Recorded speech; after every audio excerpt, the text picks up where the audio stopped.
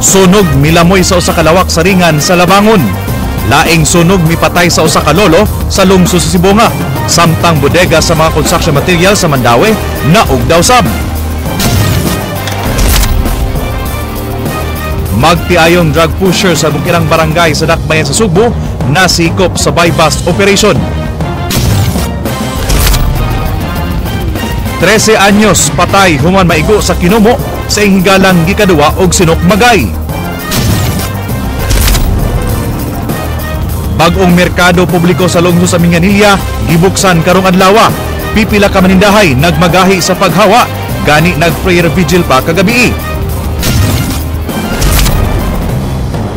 Wa madayon sa pagputol ang mga kahoy sa Dakbayan sa Naga kagabi tungod sa tulo ka lalaking nangatkat sa punuan sa kahoy.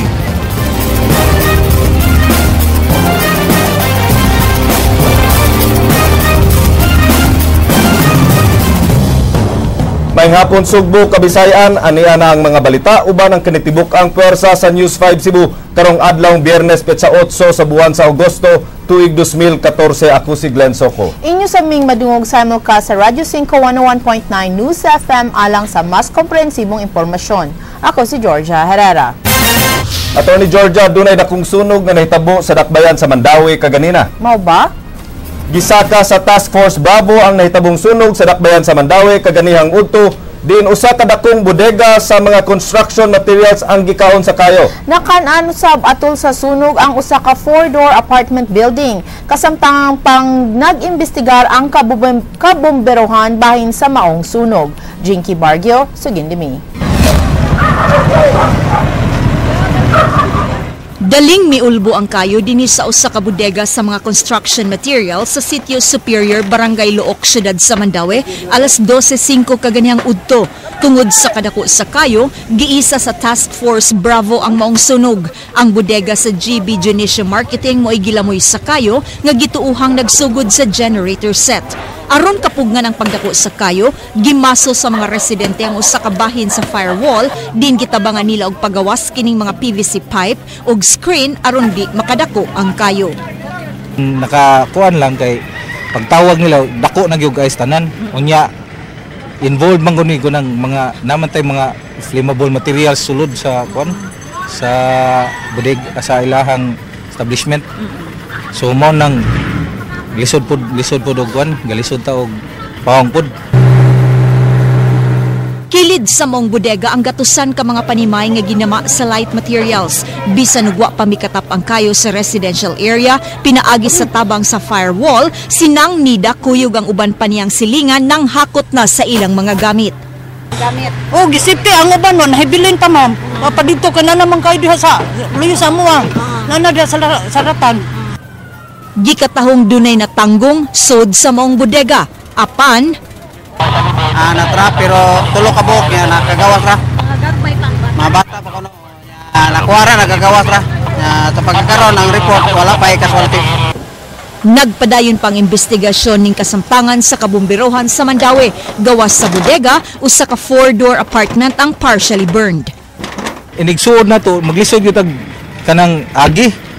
Pero ang kuan dere ang makasuod ra siya and then kanang ato ang pwesto atong gipatasaan lang sad gyud nato atong linya kay from fire truck to person nga kuan taas gyud ni linya ha mga 5 ka linya.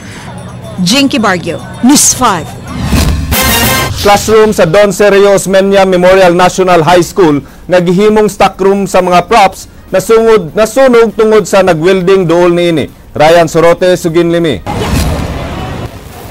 Magalas 4 sa hapon kaghapon gialarm ang sunog-sud sa Don Sergio Osmeña Memorial National High School sa siyudad sa Subo. Din timing sab nga paingon nang nanggawas sa ilang tagsa-tagsa ka mga klase ang mga tinunan, hinungdan nga dali ra silang nakapalayo sa far scene.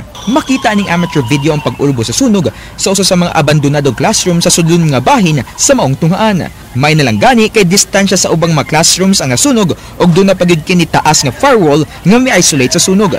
Daling nakadisponde ang mga bombero sa lugar, hinungdan nga na under control kini dayon sud lang sa 5 ka minutos. Giing nagsugod ang kayo sa nagwelding tapad sa nasunog nga classroom nga gihimong taguanan og mga props sa sinulog. Na ang mangkanigong mga fluxes sa welding mo pisik man guni. wala lang nila nabantay nga naay ni pisik ani sa mga katong mga stocks sa mga props. Giing di pa mangnuan na daan sa mga nagtrabaho sa classroom ang tigduma sa tungaan nga ipamalhin ang mga props aron makalikay sa sunog. Wala lang matabang kay wa sila giandam mga fire extinguisher, wa sila giandam mga tubig daan samtang nag-welding sila. Gisultian na to mo ma'am nga ipa-pull out tong mga costumes kay para malikayan nga masunog to kay samtang nag-welding sila. Wala. Actually, ang amo ra gud gilimpyo ang mga dahon diha among gilimpyuhan. Dunay danyos nga 15,000 pesos ang sunog nga miabot lang sa first alarm. Ang nasunog nga classroom i-renovate unta aron mahimong kasihan sa grade 7 ug 8 students sa maong tunghaan. Ryan Sorote, News 5. Dungan sa pagkasunog sa iyang panimay kagabi, napaigsab ang 83 anyos nga lolo sa barangay Kandakit sa lungsod sa Sibunga. Jinky Bargio, Sugin Limi.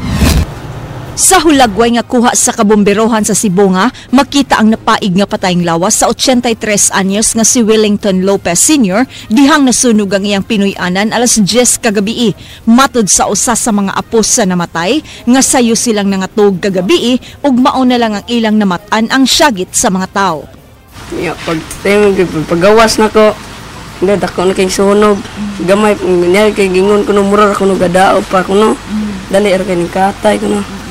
Nag-inusara ang biktima dihang nahitabo ang sunog ug kay padung na ang fiesta sa maong lungsod, halos tanan tao tuwa sa poblasyon. Mo daghang kalingawan di siyempre na mga pulis mga pulis mga nagpating bisiha gabi sa basig piki na jud mao ra ginakuha pangagpas nga piki na kay pagtawag siguro. Sa investigasyon sa kabomberohan, posibleng ang kandila nga nabiya ang nagsiga mo'y hinungdan sa kayo. Base sa posisyon sa patayng lawas sa biktima, tataw nga naningkamot kining makagawas sa iyang Pinoy-anan. 2.5 o 2.2 meters na lang gikan sa entrance, makagawas na ta siya. Gikan sa iyang kwarto. So kini siya nakamatag din siya nga nay wala ko na kay suno. Jinky Bargio, News 5. Magsilingan nga nagkabikil, nagginukdanay, gidunggab ang usa, samtang babae ug lalaki nga nag-angkasay og motorsiklo na dumbol sa taxi. Ray Pasaporte, Sugin Limi. Nalandig sa Vicente Soto Memorial Medical Center si Rodolfo Romeo nga gidunggab siyang silingan kagabi diha sa Donhel Garcia sa Barangay Capitol Site. Matud sa nakasaksi nga sawa pa nahitabo ang pagpanunggab, gingong gigukod ang biktima sa iyang manghod nga si Dionisio Limatog, uban ang duha ni ini ka mga anak nga silang Meljon ug Dennis. Gingong midagan ang biktima paingon kaniya, apan wa mo duol ang tulo kay nagkabikil sab sila ni ini.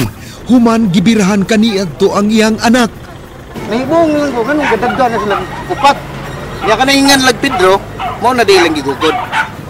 Kanang amahan o kanang kamagwangan o kanang kamanghuran. Pagkataon, naratol mo itong gigukod, ni dagan na ng paril. Kaning riprap. Pagdagan sa riprap, didahan nagdi siya napsik. Dool silang pultaan.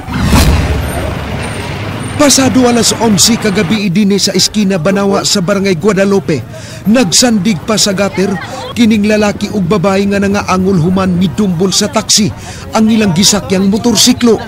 Milanat pa og pila ka minutos una pa niabot ang rescue team. Nailhan ang mga biktima nga silang Silvers Lake Limaco ug Aimee Hilig nga taga Virano Compound. Matud sa driver sa taksi nga si Alberto Di Custo nga samtang naghunong siya, kalit lang nilugapak ang luyong bahin sa iyang taksi. Duha min nga sumpot, gaunong man Kana siya piti kusugan ang dagang ikas babaw, Guadalupe. Buong kong paka na likod, abot siya dito, kusog sa impact ba? Dito siya, lukapa siya dito. Wait, paano? Sos, daan na po. Diyang wala pa nahuman ang interview, kalit lang miuyog ang PUJ nga naa sa among kilid. Nabag-iran kini sa usa ka dump truck, hinuon nagkasabot ra ang mga drivers. Ray Pasaporte, News 5. Hinay didto sa Campo Crame dinhi sa Sugbo gibansay ang mga pulis ubos sa close protection course isip pagpangandam sa umaabot nga Apex Summit sunod tuig. Andrea Patenya, Sugin Limi. 94 ka pulis gikan sa Rehiyon 7 hangtod 12 ang gipaubos sa Close Protection Corps sa mga opisyales sa Police Protection Security Group ug sa Regional Protection Escort Unit 7 aron pangandaman ang pag-secure sa mga VIPs alang sa umaabot nga Asia Pacific Economic Cooperation kun APEC Summit sunod tuig. Ang maong course kasagaran nga ipahigayon sa Campo Crame apan gidaki ni dinhi sa Sugbo sugod ni adtong Hunyo 30 kay dinhi man ipahigayon ang maong international event. Labing uwahi nga gipahigayon ang maong training dinhi sa Sugbo ni adtong 2006 alang sa miaging Association of Southeast Asian Nation kun ASEAN Summit. Kaganihang buntag, gipaubos ang mga pulis sa ilang practical exam pagpakita sa mga butang nga ilang nakatunan sa pag-secure sa mga VIPs. So ang objective namin dito is to secure the VIP. Ang prime namin dito is the President, Vice President, ambassadors from different countries, saka yung may mga threats, mga congressman. Ang main objective namin dito to secure at saka i-protect sila. Gitudluan ng mga police escorts nga likayan gyud ang pakigpinusilay sa mga kontra ug kun mahimo, igo lang gyud nilang siguraduon nga malayo sa peligro ang ilang gibantayan nga VIP pinaagi sa pagpabakwit niini gikan sa delikado nga lugar. Kung pwede, hindi kami mag-engage. Hindi katulad ito ng courses na ang police na trained para mag-engage, maghanap ng kalaban. Sa amin, ang main objective namin, pag merong gustong mag-attempt sa buhay ng mga mga VIP natin, yung mga police na naka-detail dito, siyempre haharangan, then extricate yung VIP natin at dalhin ito sa pinaka safe place. Kadtong di makapasar sa whole day practical exam karong adlaw, pabalikon sa ilang training ug paapilon sa sunod nga klase nga sugdan karong Nobyembre o Disyembre. Andrea Patania, News 5. Bisan og daghang nangasangit sa gihimong pakigsusi sa mga gwardiya sa Tactical Security Agency, gikonsiderar gihapon sila sa pangu sa Capital Security Unit tungod sa ilang track record diin dugay-dugay na silang nagbantay sa mga buhatan sa Kapitolyo. King Perez, sugin ni Mi. Gipadayon karong adlaw ang pag-interview sa mga umaabot nga gwardiya nga mobantay sa mga buhatan sa Kapitolyo sa Capital Security Unit Office. Matud di Capital Security Unit Head Loy Madrigal nga daghan ang nasango sa revised terms of references o mga requirements nga gihimo sa Provincial Bids and Awards Committee alang sa mga interesadong gwardiya. Sa Tactical Security Agency lang daan, gibana-bana ni Madrigal nga ana alang sa 30% ang nakapasar sa qualifications. Apan good news ang gipahibaw ni Madrigal subay sa interview kay matud pa misugot ang mga kadagkuan sa PBAC nga ikonsiderar ang maong mga gwardiya sa Tactical Security Agency. Ang maong security agency mao security provider sa Kapitolyo kutob niadtong buwan sa Mayo. Human mi expire ang kontrata niini, hinungdan nga dunay pagsalig si Madrigal sa mga gwardiya. Nakikistorya ko nila kanina ang buntag nga ako mismo ang nihangyo nga kanang matagaan sila og lain pa nga kanabang chance kining ma-consider sila. Dugang pagpasabot ni Madrigal nga mahimo pang mailisan kadtong mga gwardiya nga dili haom sa terms of references kay ipaubos pa sila og probationary period. I cannot say nga kana bitong wala mo ko kaila pa. So kanang gawas sa kining sa tactical doon na mo kami working relationship. So ang kining sa GDS di po nako ma-close na ko nga sa taga. Laing gipasabot ni Madrigal nga wa pay reconsideration nga gihatag alang sa susamang suliran sa ubang gwardiya sa GDS Security Agency nga mo-deploy og 91 ka mga gwardiya alang sa mga buhatan sa habagatang Sugbo. King Perez, News 5. Giangko ni Governor Junjun Davide nga wa pa matuki sa Metro Cebu Bridge Management Board ang mga insidente sa pag-ambak sa duha ka mga taytayan nga nagsumpay sa dakbayan sa Mandaue ug Lapu-Lapu. Kahinumduman nga kagahapon usa ka 36 anyos nga babae nga dunay nervous breakdown ang miambak og namatay gikan sa ibabaw nga bahin sa Marcelo Fernan Bridge. Mato ni Davide nga lisod pugngan ang pag-ambak gikan sa mga bridge sa mga taong tuyong magpakamatay bisan magbutang pa og gwardiya sa maong mga taytayan. Dunay CCTV camera sa mga taytayan apan wide standby security sa pagkakaron. To watch the people there all the time. Isang pagbutang ka rin mo nagwadya diha, mga tao mangitam nila pagi, maka ang kuhan ng kamay, muliyo lang ng wadya, lukso, hindi na kapugan yun. Hindi naman timing na white tao, kasi lang yun. Ato lang silang yampo Aduna nay bagong merkado publiko ang lungsod sa Minglanilla nga formal nang gibuksan kaganhang buntag. Apan duna gyapoy mga mamaligyaay ang namagahi ug nagpabilin sa karaang merkado. Jinky Bargio, Sugin Limi. Bisan og gipadlak na kining gate sa karaang merkado publiko sa lungsod sa Minglanilla, wa kini makapugong sa ubang vendors nga di mamaligya. Bisan sa kangit-ngit sa sud human putli og kuryente ingon man gawas sa kahugaw sa palibot, padayon ang pagpaninda ni Ednalyn kuyog ang ubang vendors. Nya, ang usa pa jud, wala dito'y sira. Diri gani, kawaton pa man gani nga napa ni sira, daghan pagsikyo. Unsa nakangadto, wala pa may tubig, wa pay drainage. Unsay mahitabo namo igabot namo ngadto ma'am. Ilan na rami pasagdan. Ang serbisyo abi nako ang sa taxation muhatag tag serbisyo muhatag tag buhis para ang gobyerno muhatag og serbisyo diri namo. Pero failure mi wa mi nakatagamtam sa serbisyo sa gobyerno.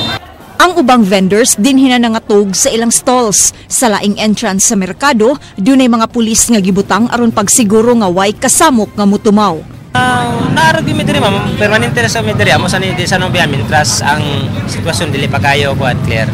Di halayo sa karaang merkado, formal nga gibuksan kaganiha ang 120 million pesos nga bag-ong merkado publiko.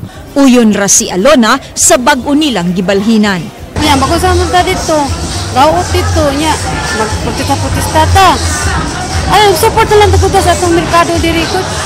Kay may man dito naman japoy naman liti. Pero diri at least atuan ni gid ni siya nya kwansad. Walang na lang abo. Malimpyo rin sila siguro. Nya plaster sa sila. Gipasabot sa municipal administrator nga di maglisod ang mga vendors dinhi bisan na gani ang mga customers. Pero nga no makinahanglan pa mata og ruta nga dili man ang atong gi-cater nga mga customer nga taga South, ang ato taga Minglanilla, silingan nga lungsod. Ngano kinahanglan pa mata og ruta nga available man sa mga mga habal-habal. Wa man di man lisod. Giawhag sa mayor sa lungsod ang ubang vendors nga mobalhin na dinhi kay andam silang mosuporta sa ilang mga yangungo. Gani sa katapusan ron akong kuan nadawat nga istorya kanay lang kunong roll up nga magpabutang sila pero kana amo nang buhaton. Maghinangyo lang ba both side. Tabang mo gyud. Gipanlantawan nga pinaagis sa pagbalhin sa merkado, muminos na unya ang traffic sa lungsod sa Minglanilla. Jinky Bargio, News 5. Subay sa maong balita, kagabi dunay nahitabong tensyon tali sa mga manindahay ug mipahigayon og prayer vigil ug sa kapulisan. Ray Pasaporte, Sugin Limi. Nagsugod alas 8 kagabi ang gihimong prayer vigil sa mga sakop sa Minglanilla Public Market Vendors Multipurpose Cooperative sa sud mismo sa merkado publiko sa Minglanilla. Nipasabot ang presidente sa kapunungan nga ang maong prayer vigil agig pagsupak sa pagpabalhin nila karong adlaw sa bag-ong merkado. Gawas niini, duna sila'y daghang gihangyo sa konseho sa maong lungsod nga wa paminawa. Usa sa ilang gihangyo nga kun mahimo, ang dakong grocery store na lang ang pabalhinon ug di sila kay sila ang nagbayad kaniadto sa maong building sud sa 25 ka tuig nga karon giabangan na sa Prince Warehouse Club. Kami pa'y papaliton sa roll up pero kanang projeka mo consist og 120 million. Og kamoy mo tan-aw, dihado mo tan-aw sa 120 million. Nya wa pag may roll up, kami pag mo gasto nga mo kuan. Dako pa mig kanang kuan kanang ug mo pwesto ka na 35 mil. Ang pwesto lang, wa pa nay labot sa abang. Nahuman og mga alas 10 kagabi ang maong vigil. Dihang kalit nga nangabot ang kapulisan uban ang market administrator. pero nasumuyo mi sa reaksyon sa pulis. Instead ang pulis mo patunga sa away or mo negotiate or kuan kay naay tension nga natubag nga gikan sa market administrator o sa mga tao mismo ako. Ang pulis na hinuon may manulisok.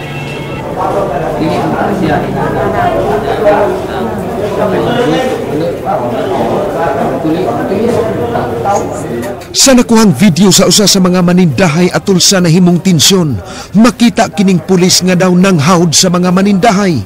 Giila ang maong pulis nga si SPO3 Harry Anor, ang kanhi detailed pulis sa kanhi mayor sa lungsod.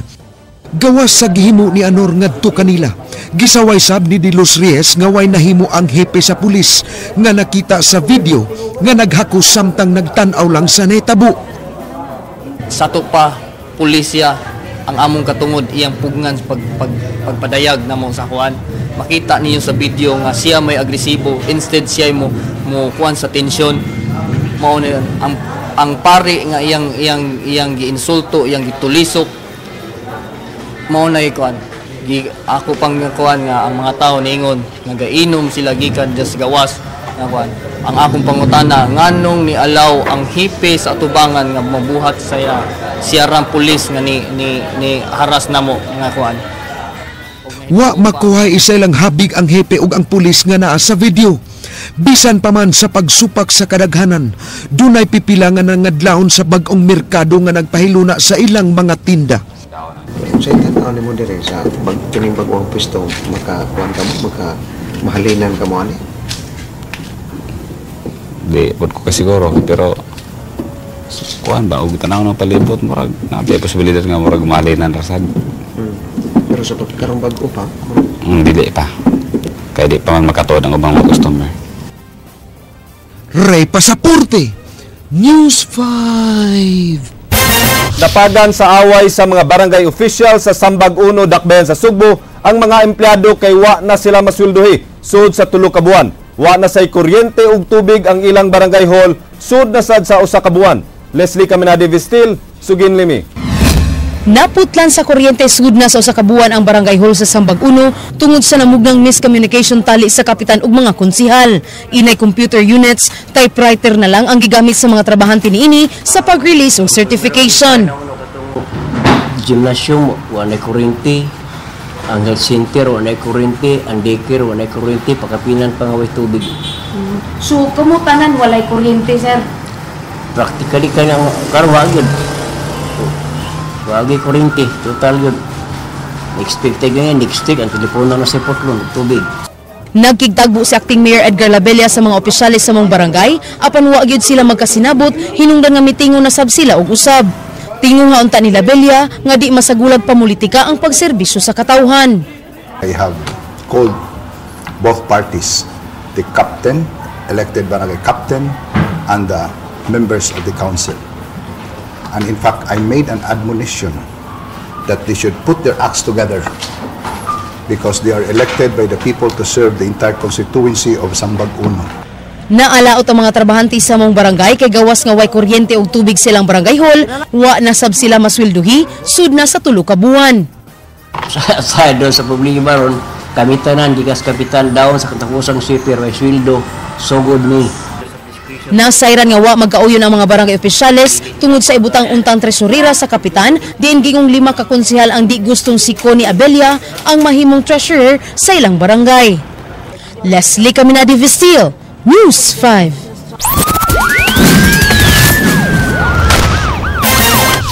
Wa magdahom ang 14 anyos nga batang lalaki nga namatay ang iyang higala 13 anyos sa sukmag human kini niya ig-a sa kuto-kuto dihang nagduwa sila og boxing kagahapon. Gisusi ni Ryan Sorote ang maong hitabo. Sud sa usa ka semana, nahimong suod nga higala ang 13 o 14 anyos nga mga lalaki human sila nagtabang-tabang sa usa ka adubuhan sa may barangay Mambaling. Kagahapon sa hapon kay way lingaw, gingong nagduwa og boxing ang duha, din ilang giputos ang ilang mga kamot og t-shirt. Gingong unang nisukmag ang 13 anyos din naigo sa dughan ug abaga ang iyang kasparing nga 14 anyos. Mibalos ang 14 anyos og naigo sa kuto-kuto ang 13 anyos kinsa gisakitan ug maoy hinungdan nga natumba sa kalsada og nakuyapan. nisumbag siya nako. Pag sumbag nako niya, no, wala na ko nisumbag niya balik. Yung paglalik ko daw, paglingingan nako niya, kaya kalit lang siya katumba. Na ibig na igom siya kuto-kuto niya, ningon siya ay di na ko sakit naman to. Yap, katapag kumanya istorya to, kalit na siya kagba. Nakugang sa hitabo ang mga residente ug baden makatabang sa batan-on nga nang luspad. Gisakay nila kinig tricycad o gidala sa balay sa iyaan ini ug sa Mambaling Police Station di na mga pulis na ang mihatod sa bata sa Tambalanan apan gideklara kini sa mga doktor nga dead on arrival. Gingong ang pagkaparok sa ulo sa bata sa karsada ang posibleng hinungdan sa kamatayon ini. Dugay gud kay puros ram ni sila minor ang nagdaan ning bata. So taas og oras ang kuan na kalas ba. Wa magdaho magka 14 anyos nga mosampot sa kamatayon sa iyang higala ang ilang duwa. Kung naapa siya karon sa may isulti niya. Ayaw sa ilo. Makig-alay ng Cebu City Police Office Homicide Section sa Department of Social Welfare and Development aron mahibawan kung ang abiyang pasakaan og sumbong ang 14 anyos. So kung dunay mo active with discernment niya, so pwede na to siya mapailan og kaso. Ipaubos sa autopsy ang patayng lawas sa biktima aron masuta ang tinuod nga hinungdan sa kamatayon ini. Ryan Sorote, News 5. Lalaking gituuhang sakop sa Acro Fraternity, gipusil patay kaganihang buntag sa Maydan Virama. Miabot sa crime scene si Andrea Patenya. Nagbuyod sa Maydan Virama, dakbayan sa Sugbo ang patayng lawas sa usa ka lalaking gipusil sa makadaghang higayon pasado alas 10 ganihang buntag. Wa pa mailhi ang maong lalaki nga gibanabanang nagpanginaron og 25 anyos pataas, 5'3" ang height, semi-upaw, nag-black t-shirt, maong shorts, tsinelas ug dunay mga patik sa dragon sa duha ka bukton. Gituuhan nga sakop sa Alpha Kappa Rho kun Acro Fraternity ang biktima tungod sa sinyal dapit sa pulso niini. Ug base sa text messages sa iyang cellphone, gianggaan kini og dakmats. Matod sa usa sa mga saksi, kalit lang nga nagbuto-buto sa maong dapit ug paglingi niya, nahagba na ang biktima ug gitiwasan pagyud og pusil sa lalaking suspect sa wa pa kini miangka sa motor nga naghuwat kaniya. Nagtalikod ko kapag ko sa tindahan, magatubang buto-buto mo, nagatubang na lang ko. Nya mao nung to. Mao na to, ato na sa nang tao. Dayon? Kato. Ang suspect, ang saman? Daghan na, kinaog. Dayon? Ninaog yung dulit yan na pa jud. Nya, pagkahuman? Mao to, nidaga naman ko, nahadlok naman ko. Ato na lang ko sa Luis Mangad. 5 kakabhang ug 2 ka slug sa kalibre 45 ang na-recover sa crime scene.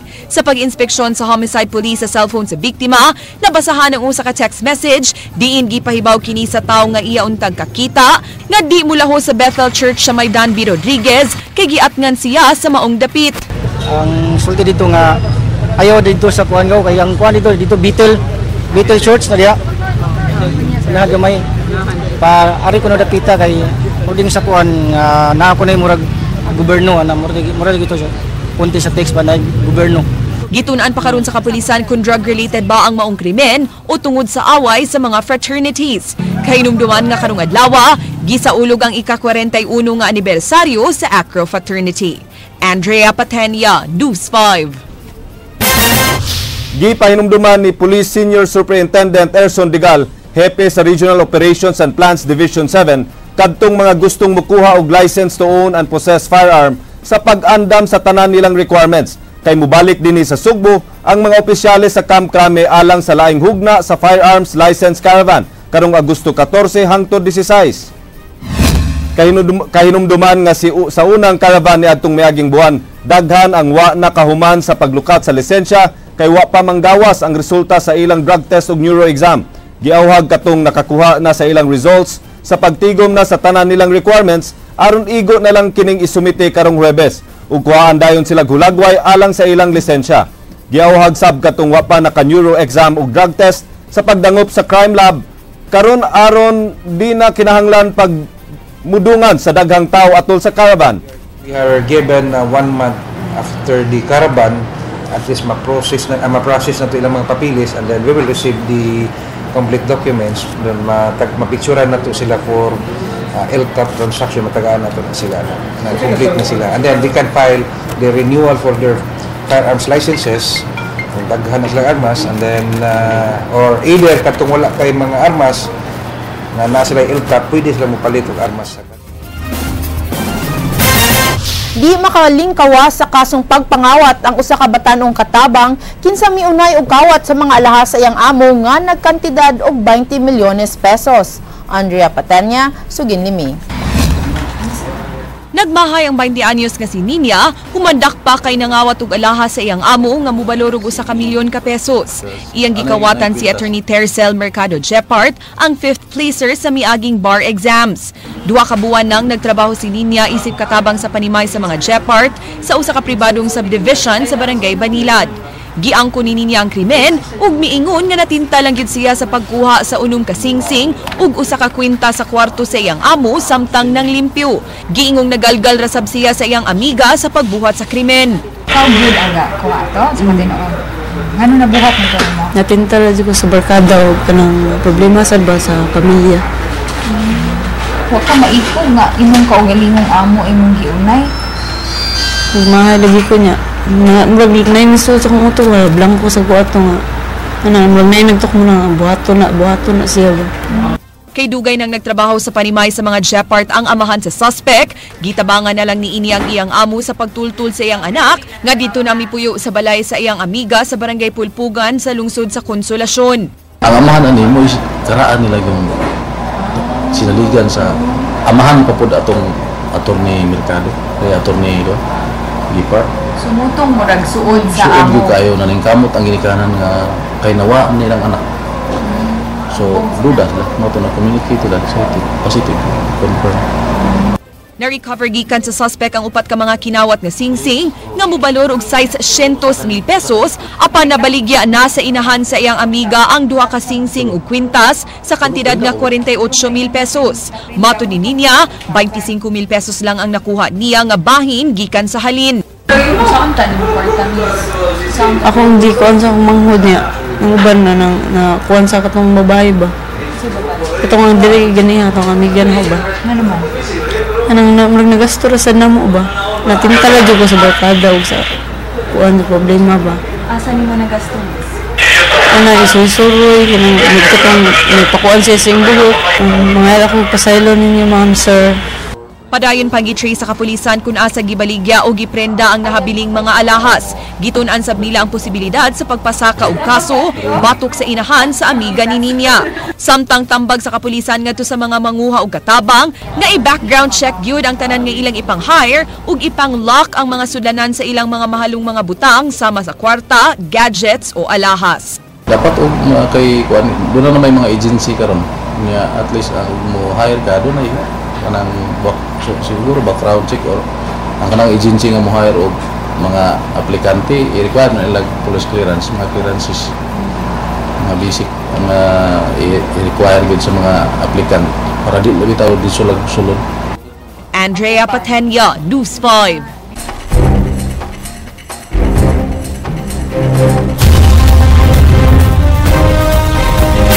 Nasikop sa mga sakop sa Raid SOT 7 ang magtiayon nga tigbaligya og shabu sa Barangay Kabinyukot sa Dakbayan sa Sugbo. Pasangil sa mga dinakpan nga napugos sila sa pagsud sa mga kalihukan tungod sa ilang mga sakit. Ray Pasaporte, Sugid Limi. Milampos sa ilang operasyon ganihang kadlawon ang Regional Anti-Illegal Drugs Special Operations Task Group dinhi sa Sitio Sin sa Barangay Kambinukot, Bukirang lugar sa Dakbayan sa Sugbo. Di nilang nasikop ang magtiayong Telma ug Leonita Dublado. Gipalitan og 2 ka gagmayng pakete sa gituang shabu nga nagkantidad og 300 pesos ang magtiayon sa mga operatiba sa Red SOT 7. Gawa sa 2 ka pakete nakuhaan sab sila og 2 ka medium pack ug 1 ka large pack sa shabu. Ingon man kwarta nga 650 pesos nga gituwang halin sa drogas.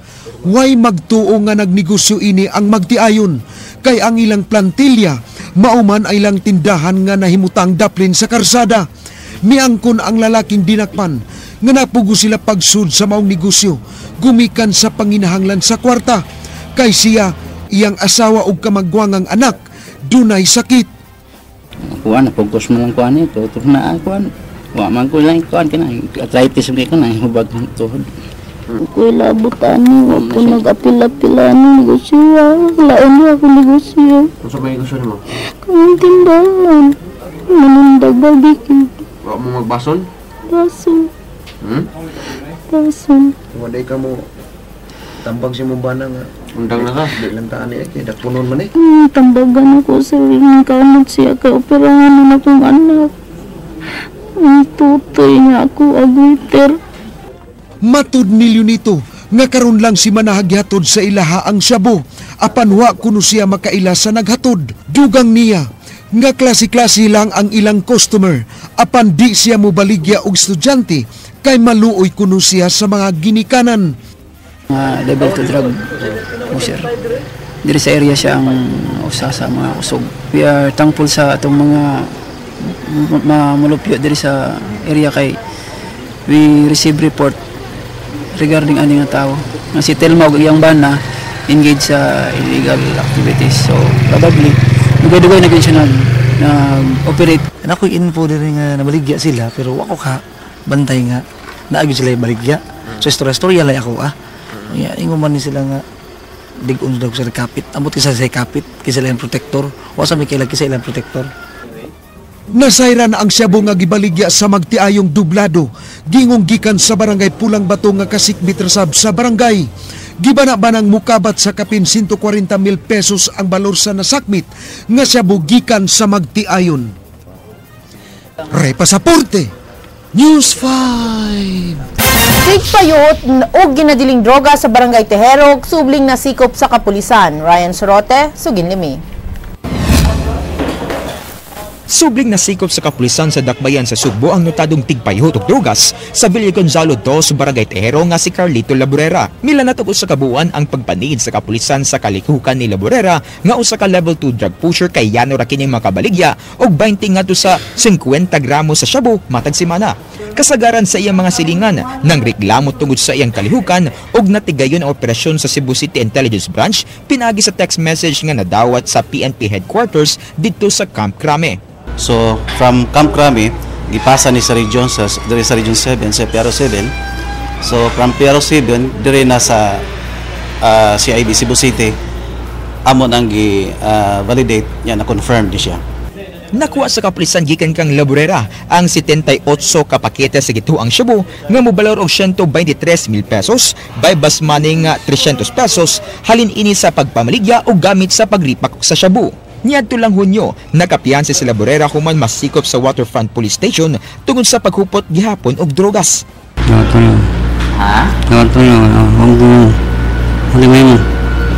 Gingong mihina ang operasyon sa dinakpan sa milabay nga mga semana tungod sa sunod-sunod nga operasyon sa kapulisan, hinungdan nga ni mahalsab ang pagpamaligya ni ini.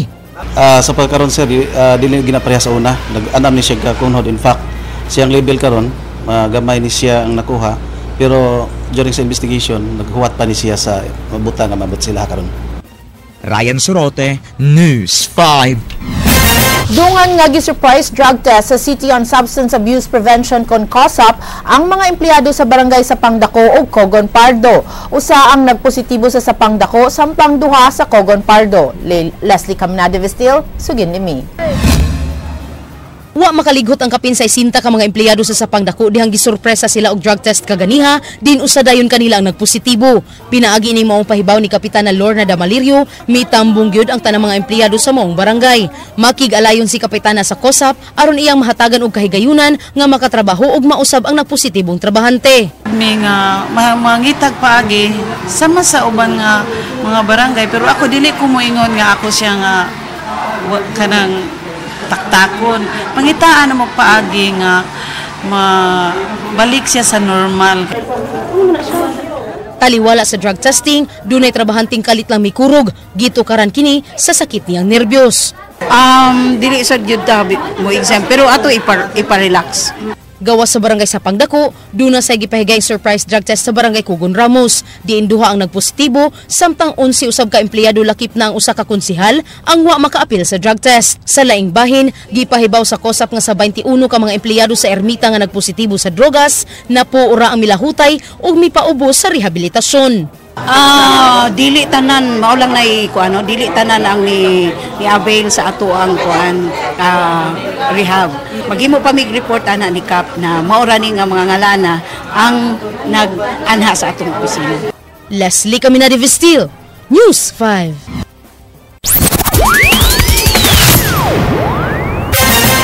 Wa madayon ang pagpamutol sa taga DPWH ug DENR7 sa nahabiling tulo ka punuan sa Akasya kagabi nga nahimutang sa National Highway sa may barangay Inuburan sa Dakbayan sa Naga. Kini human dunay tulo ka tawo nga suway mibabag sa pagpamutol pinaagi sa pagkatkat sa kahoy. Gibabagan sa nangatkat pagpamutol sa mga kahoy sa Dakbayan sa Naga nga gitakda kagabi. Wa madayon tungod nangatkat mga protesters. Kini ang hinungdan nga wa una gidayon sa mga tinugyanan sa gobyerno sa pagpamutol sa maong kahoy. Miabot ang kapulisan sa Dakbayan sa Naga sa dapit ug gipakanaog ang maong mga tawo. Giila sa kapulisan ang mga nangatkat nga silang Ursulo Dimpas, Lito Kapuri ug Alvin Cinco. Matod sa Naga City Police nga ang tulo lakip sa nibabag sa pagpamutol sa Akasya nga gisugdan niadtong Miyerkules.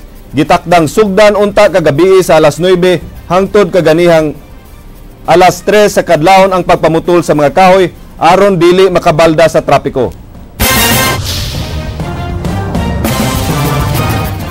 Dunay miabot nga kamanduan karong adlaw gikan sa DENR Central Office nga i-revoke ang tree cutting permits alang sa mga century-old trees nga naa sa habagatang Sugbo. Aduna na say order gikan sa DPWH Central Office nga di ipaputol ang mga punuan labaw na kadtong nahimutang sa Dakbayan sa Karkar.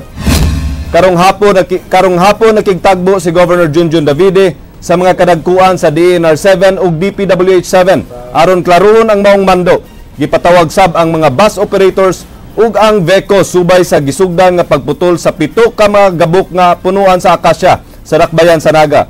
Subay sa planong pagpahigayon sa tree cutting matag gabi. Subay sa bag-uhay nga mga mando sa hingtungdang ahensya. Ipasusi pa ni Davide kung adunay gahom ang kagamhanan sa lalawigan sa pagpaputol labaw na nga nahimutang sa National Road ang mga punuan nga ubos sa jurisdiction sa DPWH. That's also one aspect at the laon. I may also communicate with the Secretary Simpson to tell him about the situation here sa province. Sunod buwan pa madawat sa mga empleyado sa Kapitolyo ang ilang anniversary bonus nga mokabat og 18,000 pesos kay idungan kini sa laing gipangayong supplemental budget nga gipangayo sa gobernador. Matod sa Provincial Assistant Budget Officer nga kuhaon sa savings sa Kapitolyo ang kwarta nga natigong gumikan sa mga bakanting posisyon. Kini ang gisusi ni King Perez.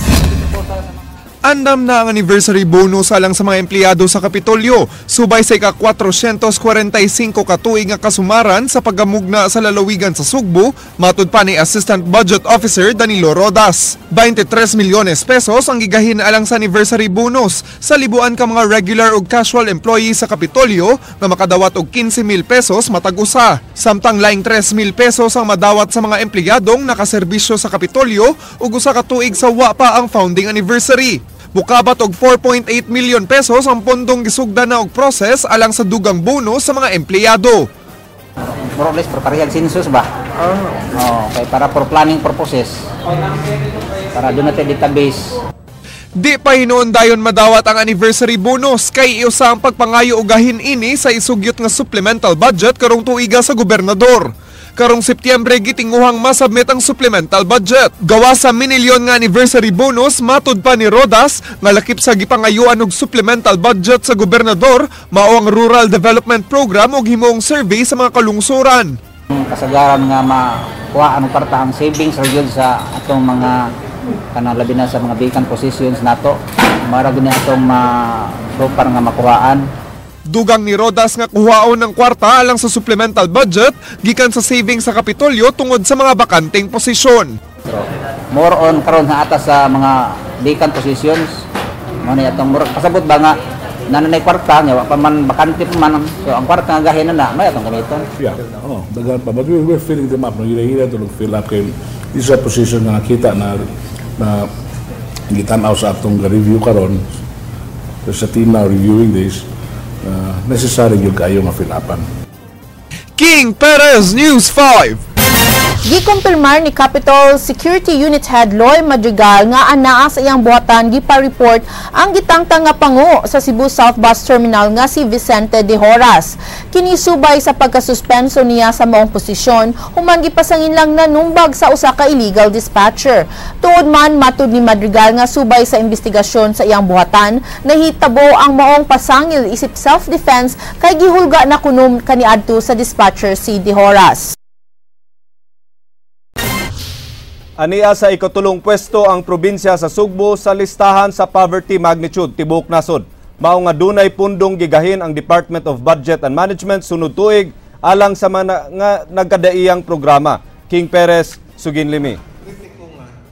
Subay sa pamahayag ni Executive Secretary Jose Rene Almendra sa miaging semana, gipahibaw niini nga ikatulo ang lalawigan sa Sugbo sa 12 og poverty magnitude sa nasod. Kini nagpasabot nga ang Sugbo ang ikatulo sa dunay 12 daghang pamilya o mulupyo kansang tinuig nga per capita income ubos sa annual per capita poverty threshold.